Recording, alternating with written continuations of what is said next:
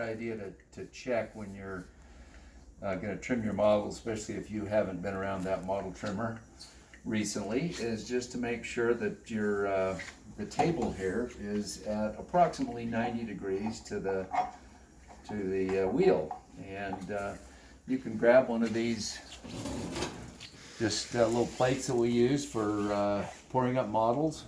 They're relatively square and they do a nice job for just putting up against that. And our plate looks like it's in pretty good shape. Sometimes I've gone up to these and this table has slid considerably, and so then you're not trimming at 90 degrees. So well, that looks good. We'll get our water on and power on.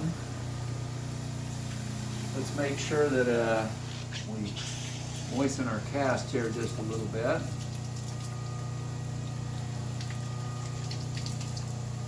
Okay. So first, and it's always a good idea, and this is actually poured up this way intentionally. You'll notice when you mount casts on an articulator, they're usually tipped toward the anterior, tipped down. And so, especially on a maxillary cast, it's okay to have the front portion of the cast a little bit thicker than the back portion, because you're going to have a little flatter, more level with the tabletop, easier job of mounting that upper member. So I'll go ahead and wet that again, and then just smooth up the base. That's step one. Step two, we're going to trim the back side just shy of the hamular notches.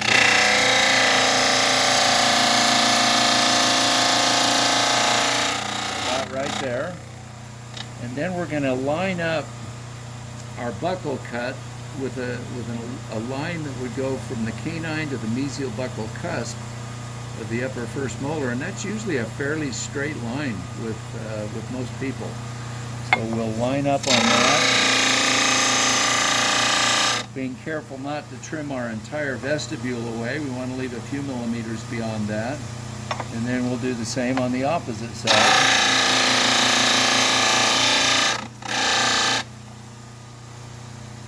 I trimmed that one in a little further, so I'm going to trim the other side back just slightly to kind of even it out.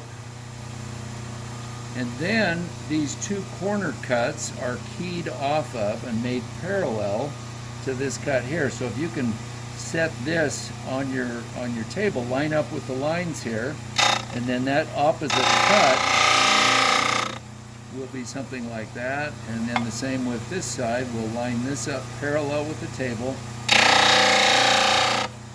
and then stop just short of the vestibule when we do that.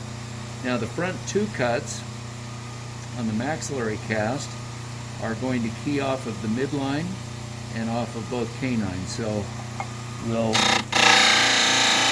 kind of sneak up on that one by doing a little bit of both.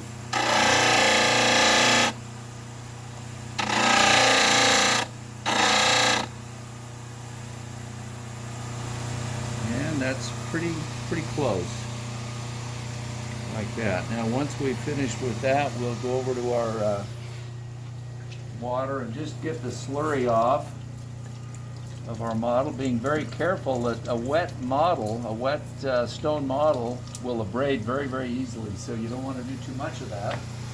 Now the lower cast is trimmed very similarly. We'll moisten that. This one is more level with the occlusal plane, and that's the way that was poured up, and that's kind of the way we want to trim that as well. So we'll start by just roughening that surface up. Now we'll go to the back cut, and this cut we want to stop 5 to 10 millimeters from the distalmost portion of the second molar. So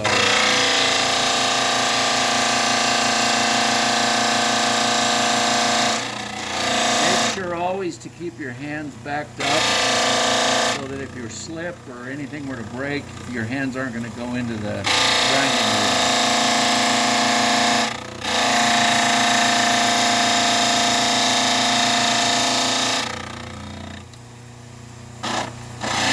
So something like that's probably plenty. It should be fairly even on both sides.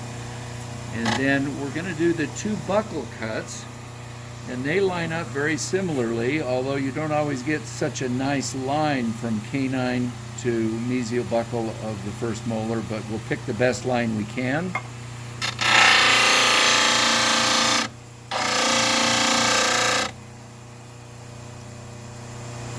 And we'll do the opposite.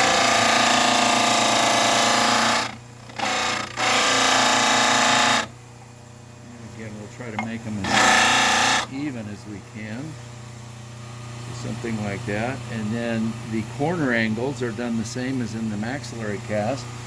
We line this up parallel. And then connect the cuts there. We'll do the same on the opposite side. And try to make it as symmetrical as you can. The difference between the upper and lower cast now is how the front is trimmed. We still want to make an angle or a corner at both canines, but in the mandibular cast it's curved rather than angular.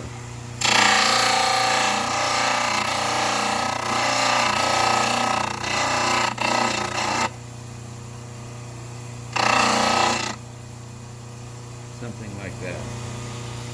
So now we'll go ahead and brush off the slurry.